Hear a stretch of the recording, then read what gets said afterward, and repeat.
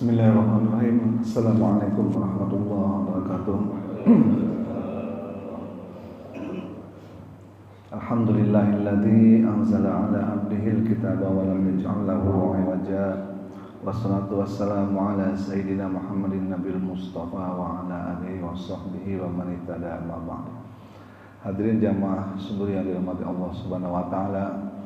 Marilah senantiasa kita bersyukur kehadirat Allah Subhanahu wa taala yang telah melimpahkan begitu banyak nikmat kepada kita semua, sehingga pada hari ini kita masih dapat berkumpul di sini untuk menjalankan ibadah sholat subuh berjamaah, dan insyaallah kita lanjutkan dengan ta'lim. Salawat dan salam semoga selalu tercurah kepada junjungan kita Nabi besar Muhammad SAW yang telah diutus ke dunia ini untuk menjadi suri tauladan bagi kita semua. Mudah-mudahan di akhirat nanti kita diakui sebagai umatnya dan mendapatkan syafaatnya, amin ya rabbal alamin. Baik, pada hari ini kita akan melanjutkan kajian fikih dari syarahnya kitab Taqrib. Di pelajaran yang lalu kita sudah belajar mengenai tayamum, kemudian mandi wajib dan sunah-sunah mandi dan mandi-mandi sunnah. Hari ini insyaallah kita akan masuk ke bab mengenai najis. Jadi ini bab pembukaan. Ini di kajian kitab Thaharah atau bersuci ini bab pembukaan sebelum masuk ke bab salat. Insyaallah ini merupakan bab terakhir. Sebenarnya setelah ini ada bab mengenai diulas sedikit mengenai haid, kemudian nifas dan istihadah. Setelah itu kita masuk ke bab salat. Baik, sebelum mulai kita bersama-sama membacakan suratul Fatihah. Mudah-mudahan musannif kitab ini dan kita semua yang hadir di sini mendapatkan barakah dari kajian kitabnya. Alhamdulillah wa likulli niyatin shalihah ila hadratil Mustafa sallallahu alaihi wasallam. Al-Fatihah. A'udzu billahi minasy syaithanir rajim. Bismillahirrahmanirrahim. Alhamdulillahi rabbil alamin arrahmanir rahim maliki yaumiddin. إياك نعبد وإياك نستعين اهدنا الصراط المستقيم صراط الذين أنعمت عليهم غير المغضوب عليهم ولا الضالين آمين آمين آمين يا رب العالمين. Bismillahirrahmanirrahim. Fasal fi bayanin najasati wa izalatiha. Fasal yang menjelaskan mengenai najis dan cara menghilangkannya. Apa sih najis itu? Wan najasatu lughatan asyayu al-mustaqdar.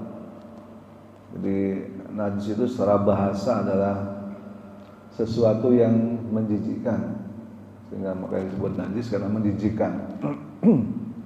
Itu secara bahasa. Tapi tentu saja secara syariat tidak semua yang menjijikkan itu najis. Yang pasti najis adalah sesuatu kalau secara syariat yang jika menempel di badan kita atau di pakaian kita menyebabkan kita ibadahnya tidak sah atau sholatnya tidak sah.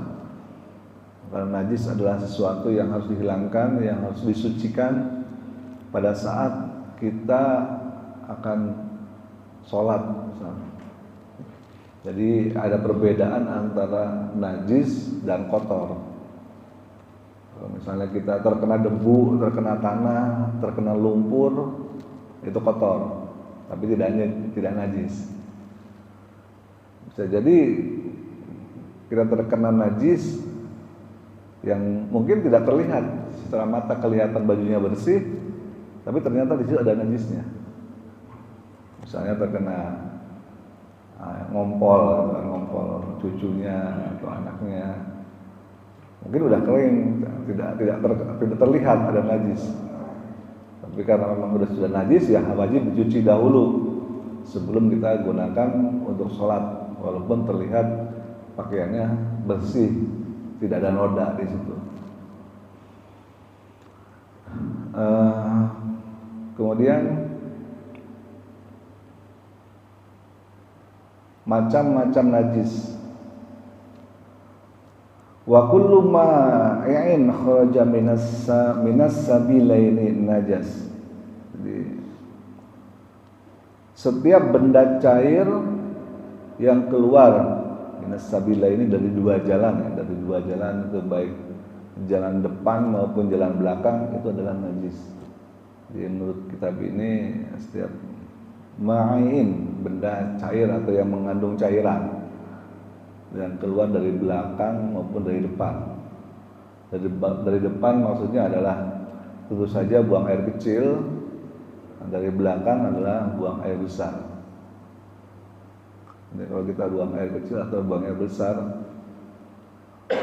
apa yang keluar itu berupa najis. Tapi sebetulnya di dalam ada hadis lain yang menyatakan bahwa sesuatu yang keluar tidak hanya dari dubur maupun kubul, ya kalau bahasa fikih itu dubur itu belakang, kubul itu depan. Tapi juga yang keluar dari pokoknya sesuatu yang berasal dari perut kemudian keluar dari lubang, misalnya muntah, itu juga merupakan najis.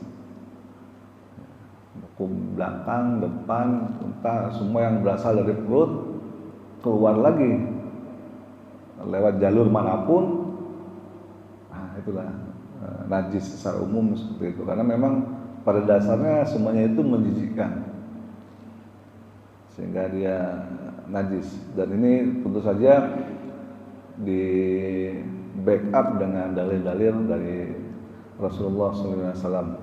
Nanti kita akan lihat dalil-dalilnya.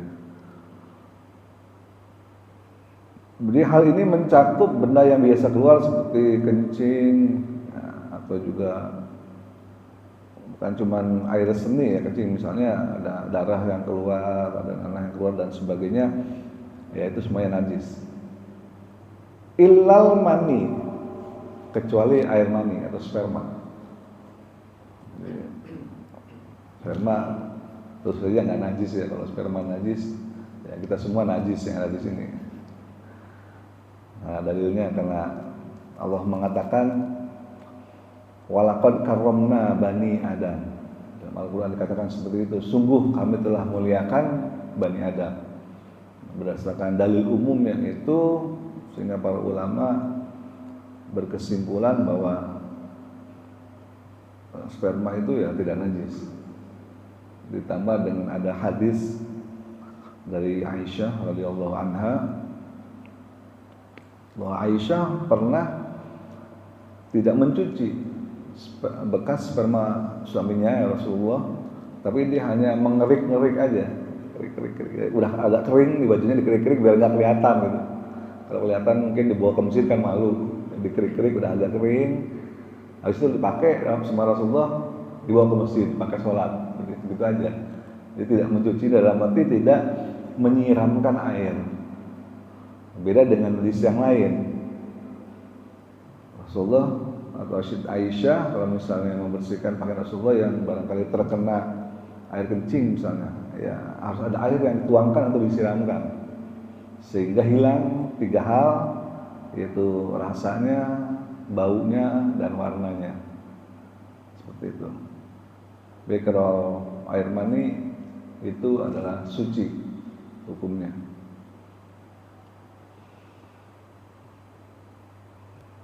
Baik, kita lanjutkan. Bagaimana cara mensucikan najis? Cara mensucikan najis adalah wa ghuslu jami'il abwali wal arwas.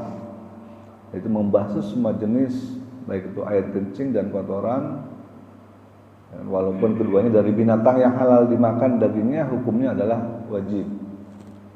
Jadi sebelum melaksanakan sholat Kalau misalnya kita tahu pakaian kita atau tubuh kita mengandung najis, wajib hukumnya harus dibersihkan dulu. Bagaimana cara membasuhnya?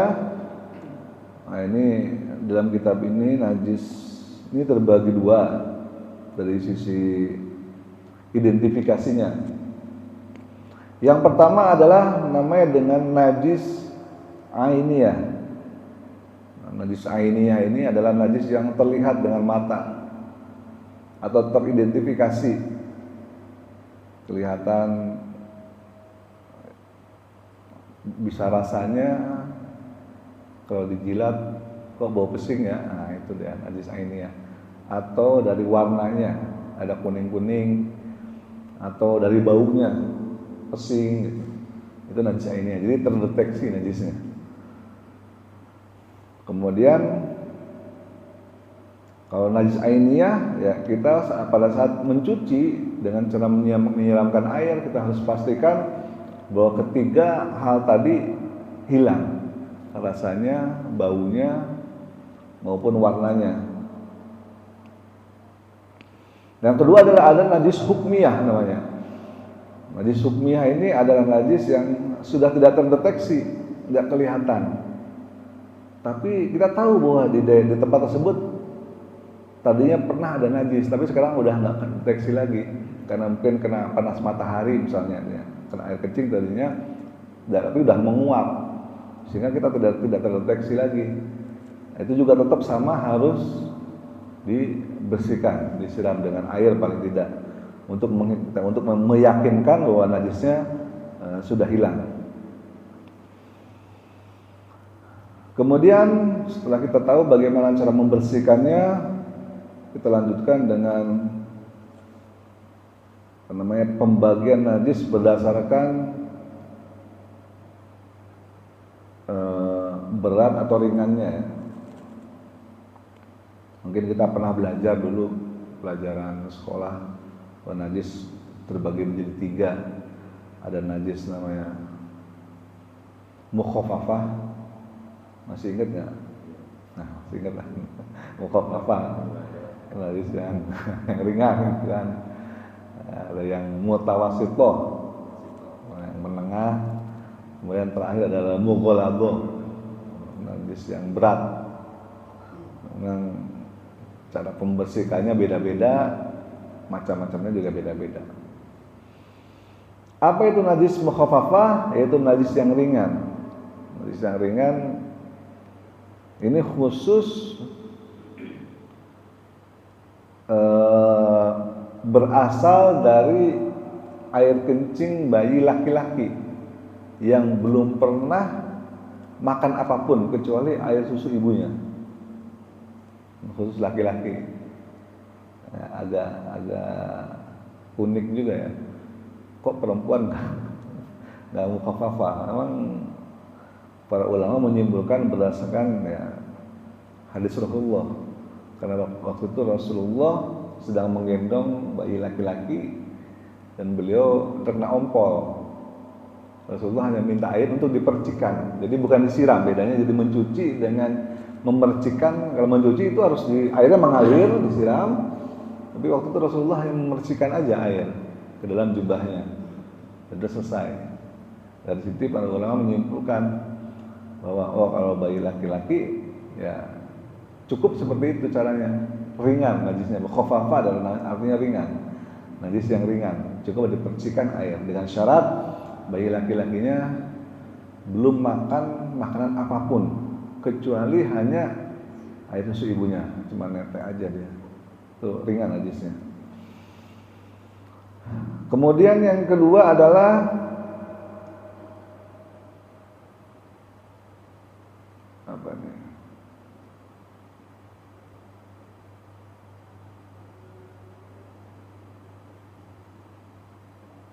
Najis mughalladhah, mughalladhah dulu di sini dibahas. Najis mughalladhah sebagaimana kita sudah sama-sama tahu, yaitu berasal dari air liur anjing dan juga babi atau dan peranakan keduanya atau salah satunya hasil perkawinan dengan binatang yang suci, yang tidak najis maksudnya. Jadi misalnya ada kawin silang antara anjing atau babi misalnya dengan ayam misalnya, maka otomatis anaknya ya jadi najis juga, mughalladhah. Para ulama fikih mengatakan seperti itu. Nah, najis mughalladhah ini najis yang dianggap berat, dan mughalladhah itu artinya berat, sehingga cara membersihkannya juga agak rumit, agak unik. Kalau tadi najis mukhaffafah yang ringan, hanya dengan memercikan air dianggap sudah suci najisnya. Tapi kalau mughalladhah itu harus dicuci sebanyak 7 kali dengan air, salah satunya adalah dengan tanah atau debu, campuran debu seperti itu, sehingga dipastikan bahwa najisnya sudah terangkat. Misalnya tangan kita dijilat oleh anjing, otomatis tangan kita harus dicuci 7 kali, dan salah satunya adalah dengan tanah supaya suci. Setelah itu kita baru boleh atau bisa melakukan sholat wudu dan sholat. Tapi kalau dicuci hanya dengan menyiram air aja, tidak sebanyak 7 kali, nah itu yang tentu tidak disyariatkan seperti itu. Mungkin secara kasat mata terlihat bersih, tapi secara syariat belum membersihkan atau mengangkat najisnya. Karena begitulah yang Rasulullah SAW perintahkan ketika ada seekor anjing yang menjilat wadah atau bejana yang biasa beliau pakai sehari-hari untuk aktivitas, untuk berwudu, untuk apa. Beliau perintahkan untuk mencuci wadah tersebut dengan air sebanyak 7 kali, dan salah satunya adalah dengan tanah. Itu namanya najis mughalladhah. Di antara yang mukhaffafah dan mughalladhah ini adalah yang tengah-tengah, yaitu najis mutawassithah. Selain daripada kedua itu adalah semuanya adalah mutawassithah. Jadi mukhaffafah itu khusus untuk air kencing bayi laki-laki yang belum makan apapun kecuali air susu ibunya. Najis mughalladhah juga khusus untuk dua hal aja, yaitu anjing dan babi. Selain itu semuanya adalah najis mutawassithah.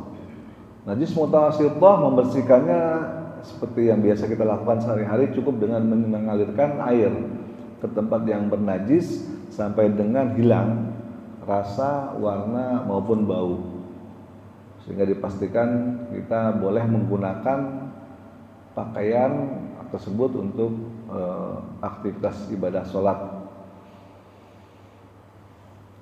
Salah satu dari najis mutawassithah ini misalnya darah.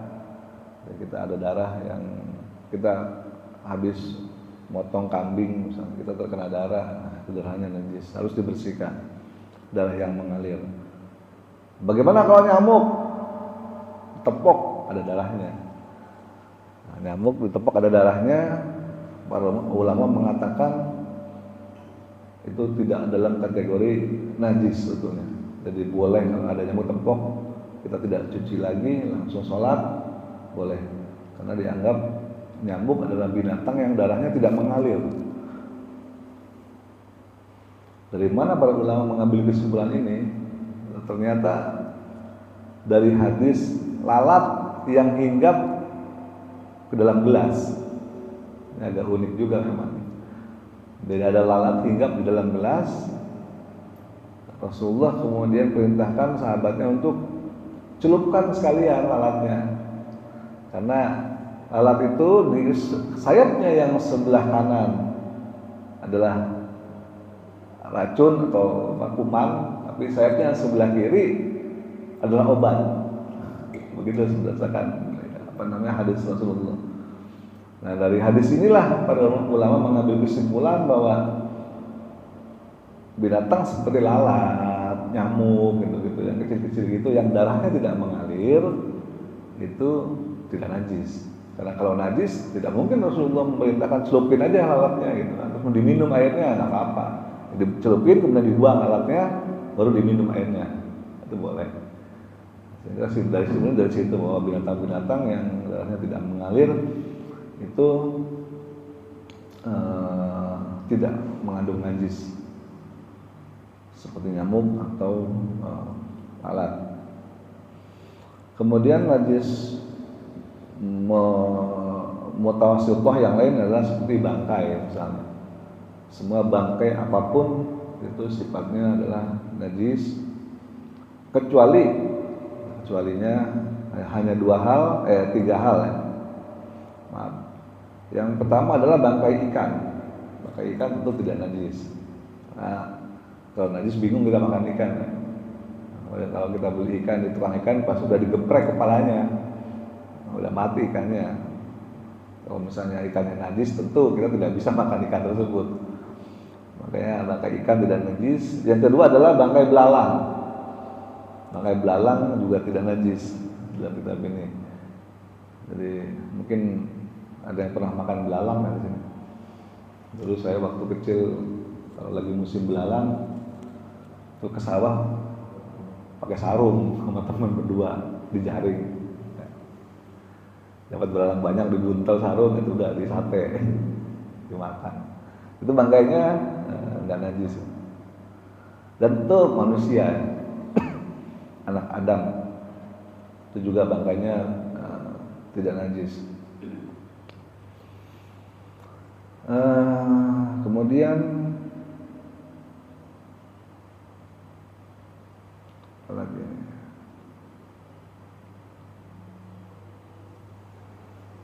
Ya termasuk tadi ya. Nah sekarang gimana kalau iler? Najis ya iler?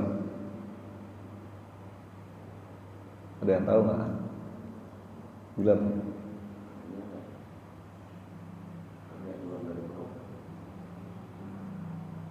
Ya, kalau keluar dari perut jadi najis nggak?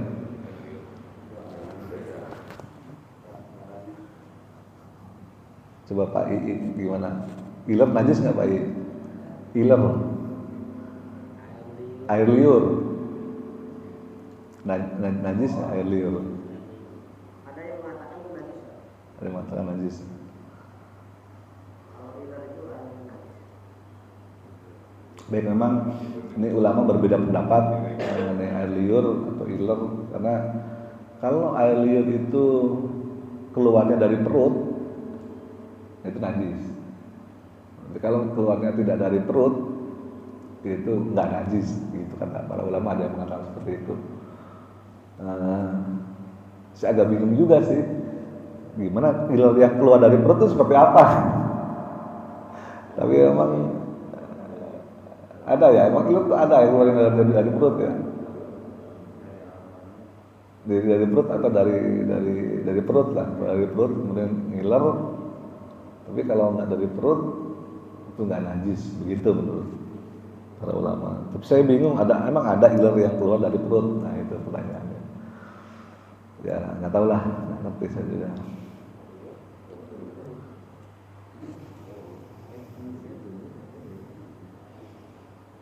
Baik, singkat aja bab najis seperti itu. Barangkali ada yang bertanya, silahkan sebelum kita lanjut sedikit mengenai bab haid, nifas dan istihadah. Silakan Pak. Waalaikumsalam warahmatullahi wabarakatuh. Kalau kita lagi di kamar mandi, berarti kan kita mau pipis, terus sabuk nih, karena ada cipratan air kencing. Itu kan maksudnya najis ya. Iya. Itu untuk menghilangkannya apa termasuk yang 7 kali itu kita itu atau cukup? Enggak, kalau air kencing termasuk najis yang mutawasithah, yang menengah. Yang 7 kali itu khusus untuk anjing dan babi. Kalau terkena kencing anjing atau kencing babi atau dijilat sama anjing itu 7 kali. Tapi kalau terkena najis selain itu cukup disiram aja Pak, sampai hilang baunya, warnanya dan rasanya. Seperti itu. Ya, silakan Pak Zul. Waalaikumsalam warahmatullahi wabarakatuh. Bagaimana dengan cairan ataupun makanan yang keluar dari perut muntahan anak-anak terkena misalnya sarung kita, tangan kita itu bagaimana? Ya itu najis. Yang keluar dari perut najis. Baik keluar lewat mulut, lewat jalan depan maupun jalan kubul maupun dubur. Itu najis. Termasuk bayi misalnya yang masih menyusui itu gumuh itu keluarnya. Nah kalau masih menyusui tadi balik lagi, kalau masih menyusui saja dia belum pernah makan makanan yang lain dan bayi itu laki-laki, itu mukhafafah dihukuminya ringan, cukup diperciki aja. Tapi kalau dia muntahnya muntah makanan gitu, makan nasi kenyangan misalnya kan kadang gitu muntah, itu najisnya udah mutawasitoh, harus disiram dengan air gitu ya Pak. Pak Tentang silakan. Assalamualaikum warahmatullahi wabarakatuh. Waalaikumsalam warahmatullahi wabarakatuh. Bilang bahwa ilar itu keluar dari perut. Kalau saya itu bukan keluar dari perut, Pak. Ilar itu enzim yang tercipta di dalam mulut. Jadi bukan cairan perut keluar jadi ilar, bukan. Jadi enzim yang ada di mulut yang buatan Allah, dia diciptakannya keluar air enzim. Iya betul. Makanya Pak. Sehingga tenggorokan maupun mulut kalau saat kita tidur dia tidak kering. Betul. Ya. Itu aja. Betul. Makasih Pak Tatang. Jadi betul, makanya para ulama membedakan dua jenis ilar di sini. Jadi ada ilar jenis ilar ya yang memang asalnya dari perut, dari itu najis. Tapi ada ilar yang asalnya tidak dari perut, melainkan tadi yang Pak Tatang bilang asalnya dari mulut ini aja, itu dihukumi tidak najis. Seperti itu. Nah, memang pertanyaan saya adalah memang ada ilar yang keluar dari perut kan gitu. Mungkin orang yang punya asam lambung misalnya kan kadang suka panas di sini naik gitu kan, terus jadi ilar mungkin gitu. Sehingga nah itu dihukuminya dengan sebagai najis. Seperti itu. Mungkin masalah ilar itu gini ya, ilar juga nih gitu ya. Misalnya kita lagi dihidangi makanan ini kan, dan makanan itu belum dimulai di makanan, makan dipersilahkan makan ya, sampai ngiler gitu kan, nah itu mungkin enzim gitu kan. Iya. Udah selera. Tapi bagaimana dengan orang yang ngantuk-ngantuk, tidur gitu, keluar gitu, ngiler. Itu kan bukan karena ngiler gitu kan, yang ngiler keluar itu gimana bedaannya antara enzim yang Ya sebenarnya sama. ini orang-orang tiduran loh gitu. Iya. Ya sama, itu sama. Pengaruh karena mengiler karena bikin makan bukan enzim mungkin karena tiduran tadi itu sampai ngiler gitu. Nah ini ngiler yang mana ini gitu. Nah itu makanya. Ya pasti beda lah. Kalau iler karena tadi terkait dengan makanan ya pasti enzim masih Pak. Iya. Tapi kalau tadi bilang seperti karena asam lambungnya tinggi, keluar juga rasa kan dia akan Iya. muntah. Betul. Dia mirip dengan muntah. Makanya ya itu dihukumi najis karena dia mirip dengan muntah keluar dari perut. Tapi kalau hanya keluar dari mulut aja, ya itu masih debatable memang ya. Tapi mungkin karena pada umumnya kan kita misalnya di masjid itu kan ada yang ketiduran terus ngeces gitu kan, pada umumnya kita kan jijik, harus cuci gitu kan, nggak iler orang lain ya. Memang sebaiknya sih untuk kebersihan aja sih ya, tetap dibersihkan gitu, dicuci. Kalau nggak kan baunya kan nggak enak. Ya seperti karpetnya aja Pak, kan nggak pakai itu alas. Iya. Ya, semua orang pakai karpet. Sujud semua kan? Sudah tahu Pak. Tanya. Ya. Darah, kalau misalnya darah hewan gimana misalnya kita ngomong ayam atau babi? Sama Pak, darah hewan, darah manusia sama. Kecuali darah babi dan darah anjing itu najisnya wawalado. Kalau darah hewan, darah manusia hukumnya sama, najis mutawasit itu bersihkan. Kecuali darahnya sedikit yang tidak mengalir seperti darah nyamuk, ya kan misalnya tepok, nah itu masih diperbolehkan. Itu namanya najis ma'fu, tapi tadi saya nggak jelaskan di sini. Yang dimaafkan. Darah itu kalau kena pakaian bisa hilang juga. Kalau udah lama biasanya nggak hilang darah hewan itu. Ya kalau memang udah berusaha dibersihkan tapi nggak hilang, nggak ada masalah. Jadi yang penting kita berusaha bersihkan dengan cara menyiramkan air, harus mengalir airnya. Siramkan air, mengalir, digosok-gosok dikit. Kalau nggak hilang juga ya udahlah, masalah. Itu dimaafkan juga. Dari cipratan di baju itu disikat ke air gitu. Iya. Tuh. Baik, kita lanjutkan lagi, masih ada waktu. Kita masuk ke bab haid, nifas dan istihadhah. Faslun, fasal baru fi bayani ahkamil haidhi wan nifasi wal istihadhah. Pasal menjelaskan mengenai hukum-hukum haid, nifas dan istihadhah. Jadi ada 3 macam darah yang keluar dari vagina wanita. Yang pertama adalah darah haid.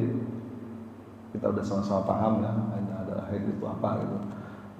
Yang keluar oleh seorang wanita yang rutin setiap bulan, biasanya sekitar seminggu ya. Seminggu itu kita libur, tidak boleh menyentuh istri kita, libur dulu. Itu adalah haid. Dari keluarnya biasanya sejak si wanita tersebut masuk usia baligh sampai dengan nanti menopause. Setelah menopause dia tidak ada keluar lagi darah haid. Kemudian yang kedua adalah darah nifas. Nifas ini darah yang keluar setelah melahirkan. Jadi, begitu bayi melahirkan keluar darah. Nah itu biasanya bapak-bapak beli Indomie 1 kotak ya, kardus. Umumnya 40 hari. Jadi selama 40 hari libur. Begitu Indominya habis, nah boleh lagi, mulai lagi. Nah, itu. Berarti ada dua pintu juga Pak. Jadi ada darah haid, ada darah nifas. Yang ketiga adalah darah nama istihadhah. Darah istihadhah adalah darah penyakit. Bukan haid, bukan nifas, tapi adalah penyakit yang keluar dari vagina seorang perempuan. Ketiga-tiganya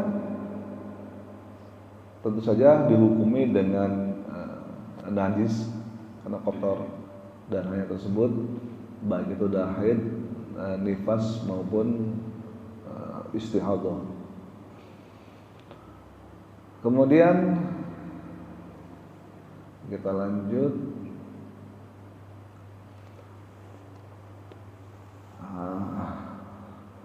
Wa yahrumu bil haidhi wan nifas. Jadi hal-hal apa aja yang diharamkan saat seorang wanita haid maupun nifas. Jadi ada 8 perkara yang haram sebab haid dan nifas. Yang pertama adalah sholat, tentu saja ya, orang haid, orang nifas kita sudah maklum dilarang untuk melaksanakan sholat baik fardu maupun sunnah. Kemudian yang kedua adalah puasa, dilarang juga baik fardu maupun sunnah. Yang ketiga adalah membaca Al-Quran. Lagi orang haid nggak boleh baca Quran. Yang keempat adalah memegang mushaf, memegang Al-Qurannya sendiri juga nggak boleh. Jadi baik membaca maupun memegang, orang yang haid itu tidak boleh. Yang kelima adalah masuk masjid. Masjid nggak boleh orang lagi haid karena dikhawatirkan mungkin ada menetes dan sebagainya ya, karena membawa najis. Yang keenam adalah tawaf baik fardu maupun sunnah. Yang ketujuh adalah bersenggama, dilarang juga. Yang kedelapan adalah di sini dikatakan apa ini? Bersenang-senang dengan anggota wanita haid yang berada di antara pusar dan lutut. Nah itu juga nggak boleh. Mungkin tidak bersenggama ya, colek-colek doang dan sebagainya misalnya, itu juga dilarang. Senang-senang ini bahasanya di sini. Al-istimta'u bima bainas surrati warukbah. Senang-senang. Jadi selama hindari Intinya hindari wilayah antara lutut dan pusar di saat istri kita sedang haid. Dan nifas, dan nifas. Kalau istihadah yang tadi yang tadi ya tidak terkena ini, karena istihadah adalah darah penyakit. Jadi harus dibedakan antara darah penyakit dengan darah haid ataupun nifas. Jadi kalau orang ada darah penyakit dan itu darahnya terus menerus ngucur gitu, nggak habis-habis, ya tetap dia harus sholat, tapi tetap dibersihkan dulu darahnya, mungkin dipakai softtek dan sebagainya, disumpel supaya nggak netes, tapi dia tetap harus wajib sholat. Kalau darah nifas maupun darah haid kan waktunya tertentu ya. Kalau haid mungkin hanya seminggu, setelah itu diwajib sholat lagi setelah bersih, dan setelah mandi tentu saja kita udah bahas bab mandi di pertemuan yang dulu.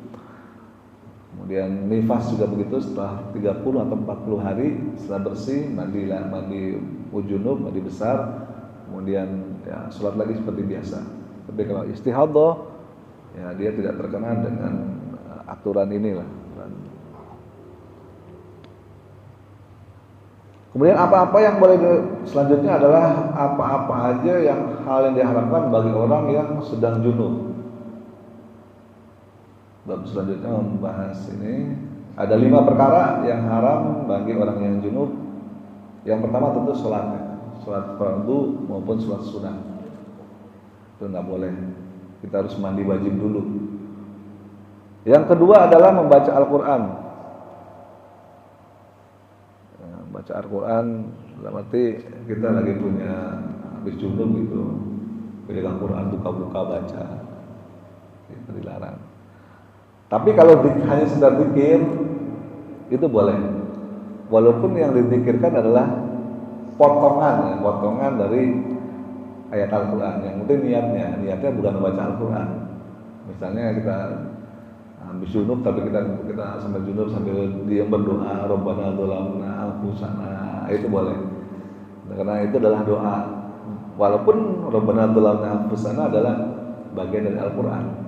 Yang penting kita tidak niatkan dalam hati untuk membaca Al-Quran. Yang diniatkan hanya untuk berpikir, itu boleh bagi orang yang sedang junub. Yang ketiga adalah menyentuh mushaf. Orang lagi junub ya nggak boleh megang Quran, bawa Quran nenteng, apalagi nenteng aja itu aja udah nggak boleh yang mushaf. Yang keempat adalah tawaf, baik fardu maupun sunnah. Dan yang kelima adalah berdiam diri di masjid. Jadi kalau bapak-bapak habis junub sebaiknya dan mau ke masjid misalnya, walaupun hanya ada kerja bakti misalnya di masjid, sementara dia lagi dalam kondisi junub, nah itu baiknya mandi dulu, nggak boleh masuk masjid dan lama-lama di masjid, kecuali kita sudah lewat doang, gitu. Itu nggak ada masalah. Kalau di sini sambil nyapu, sambil ngepel, misalnya lama, sementara dia lagi junub, nah itu nggak boleh, harus mandi dulu. Kemudian hal-hal yang haram bagi orang yang berhadas kecil. Tadi udah dalam kondisi junub, hadas besar atau junub, sekarang hadas kecil, orang habis kentut atau habis kencing, habis BAB. Apa aja yang dilarang? Hanya 3 perkara untuk hadas kecil. Tadi hadas besar ada 5 perkara. Yaitu yang pertama adalah sholat, yang kedua adalah tawaf, yang ketiga adalah memegang mushaf. Hanya 3 itu aja. Jadi sebaiknya orang mau megang Al-Quran pun wudu dulu. Disunahkan seperti itu, wudu baru megang Al-Quran. Kalau dia dalam kondisi batal wudu misalnya.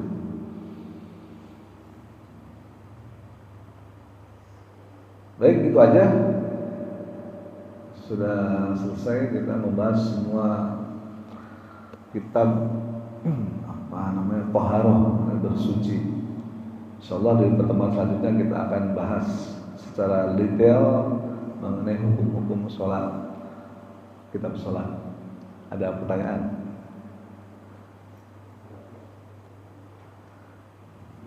Ya silakan Pak Anton. Assalamualaikum warahmatullahi wabarakatuh. Waalaikumsalam. Nifas itu berapa lama ya? Kalau habis melahirkan itu dia nggak boleh. Ya itu kayak tadi saya bilang beli Indomie sekardus.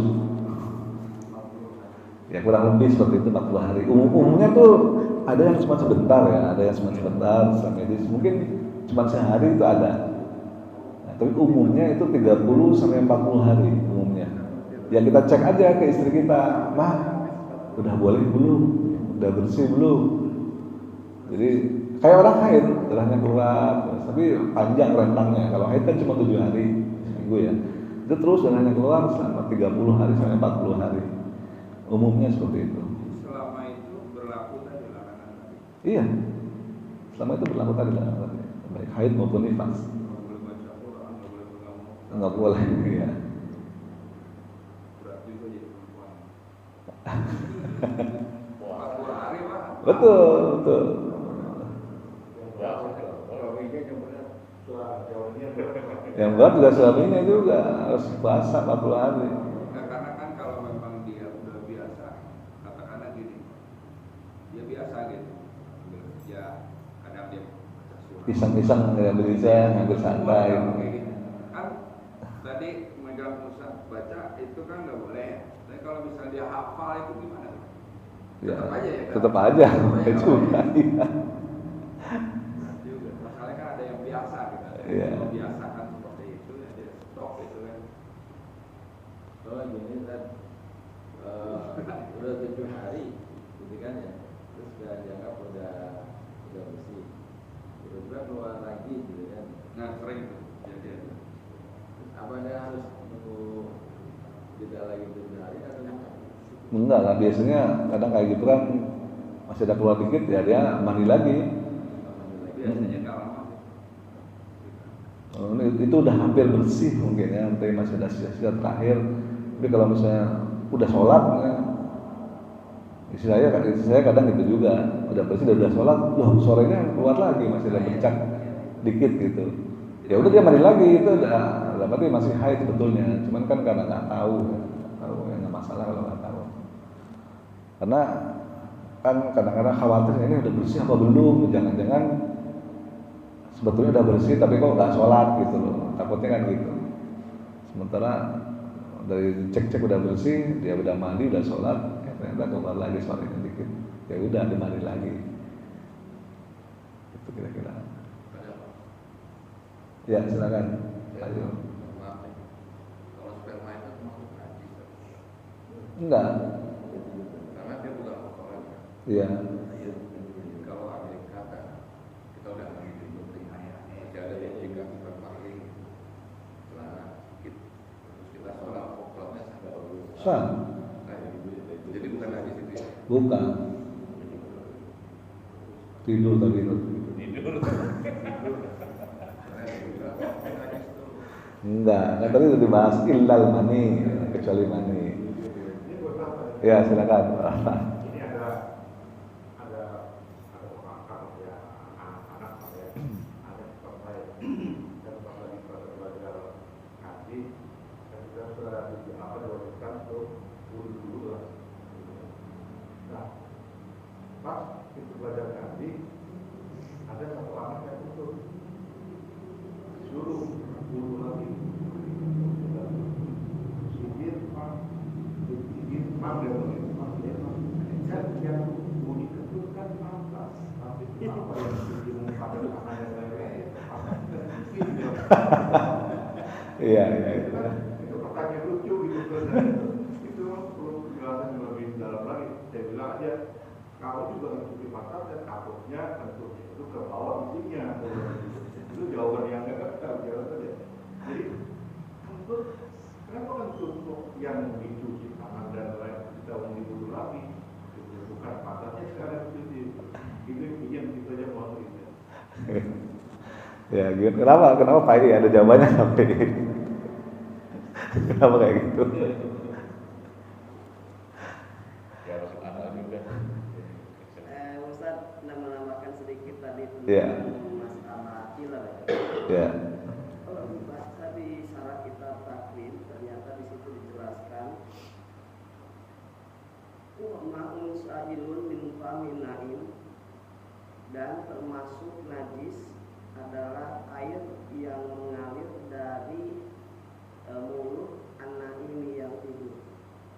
tidur. Nah, itu udah jelas di dalam kitab takrib ketika kita misalnya lagi duduk ngeces. Kalau dilihat dari kitab takrib, secara kitab takrib itu termasuk Najis. jadi bahasanya wama unsa ini min pamina dan termasuk najis adalah air yang mengalir dari orang yang sedang tidur.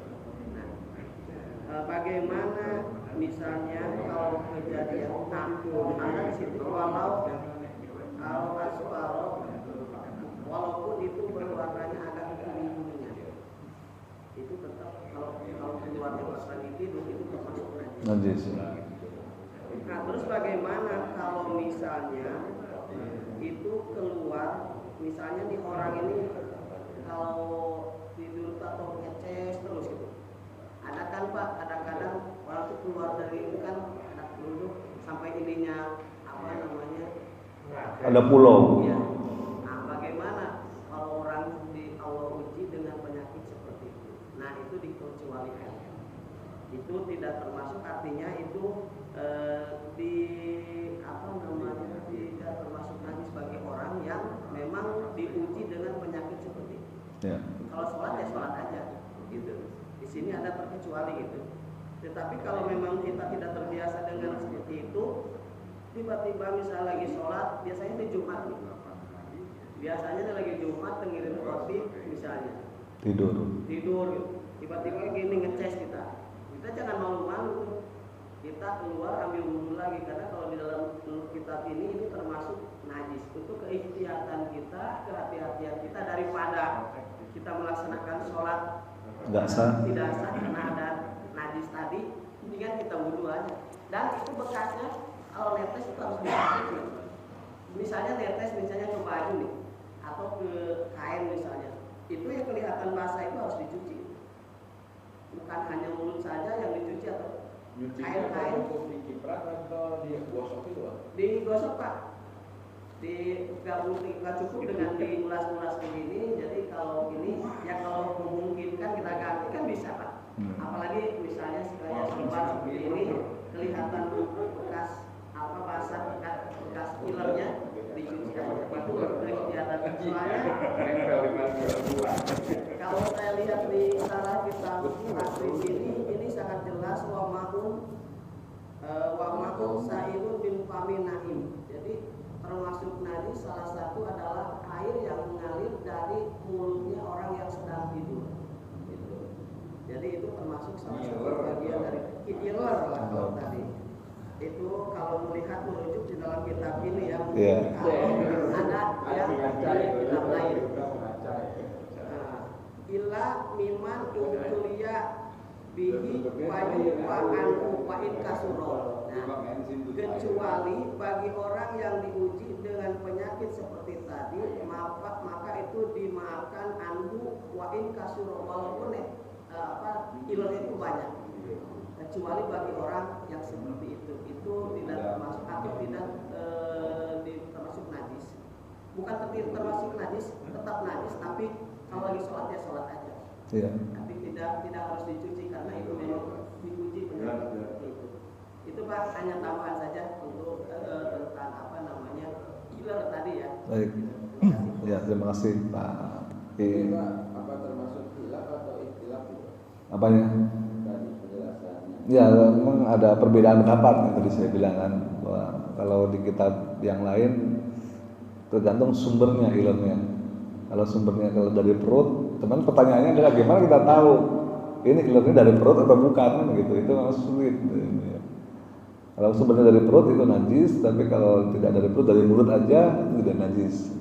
Ada perbedaan pendapat ulama di situ memang. Kenapa najis kalau dari perut? Karena dikiaskan dengan muntah.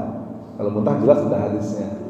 Ini adalah muntah. Tapi kalau iler, makanya di sini ada ulama yang membagi menjadi itu kalau dari perut atau tidak. Cuman ada juga yang tadi yang secara eksplisit bahwa ya pokoknya semua iler najis. Karena memang sulit membedakannya.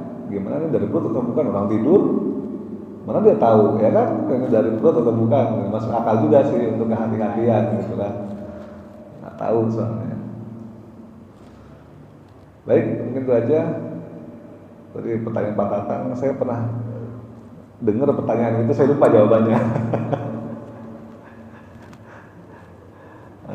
Mungkin itu aja, kita tutup dengan doa kafaratul majlis. Subhanakallahumma wa bihamdika asyhadu an la ilaha illa anta astaghfiruka wa atubu ilaik. Billahi taufiq wal hidayah. Assalamualaikum warahmatullahi wabarakatuh.